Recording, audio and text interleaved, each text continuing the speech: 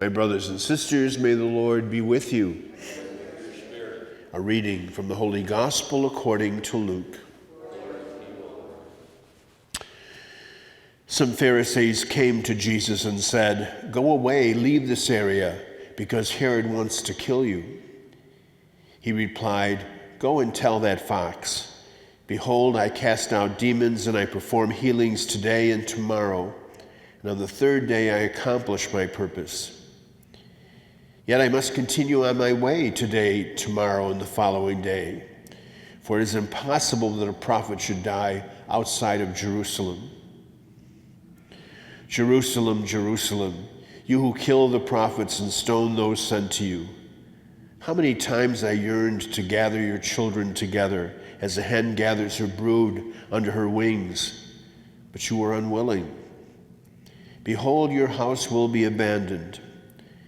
But I tell you, you will not see me until the time comes when you say, 'Blessed is he who comes in the name of the Lord.'" The Gospel of the Lord.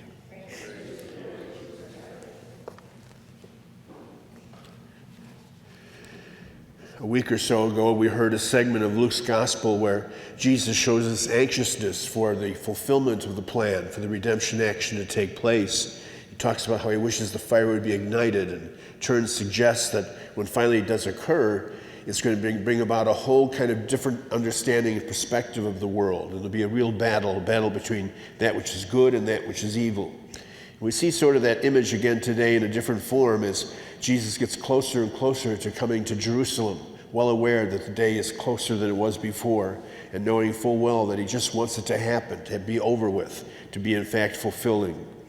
We see also kind of a militaristic sense, if you will, especially in this little segment from Paul speaking to the church at Ephesus, where he talks about breastplates and swords and helmets and having yourself prepared for the battle, and to realize you must take on and put on the strength of God's faith.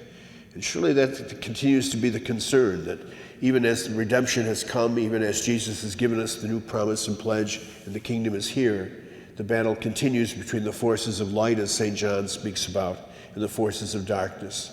We nearly look at our world around us and see so many signs, unfortunately and sadly, of that darkness, and the failure to respect and understand the sanctity of life in all its forms, of the violence that takes place in our neighborhoods, of the wars that take place between nations and within nations, of the battles between various religious denominations. All these things are still signs of the devil being alive and well, though we pretend he's not here, but he's still very much operative in our world. And yet we know full well as well that just as St. Paul at the conclusion of this text suggests to us that by receiving the Spirit and being part of those who are watchful with perseverance and supplication, we will succeed, we will be victorious, just the same as Jesus ultimately will be. In that third day, he alludes to, in fact, that resurrection event that gives meaning and significance to all the things that had preceded it. Today, then, as we continue our own personal journeys of faith, let's be mindful of the fact that we can only do it with God's strength, with his breastplate, with his sword, with his helmet. And let's recognize as well that when those forces sometimes operate in our lives, very subtly often, more than not, that we must be concerned to receive God's grace and strength, knowing that without him, we will fail.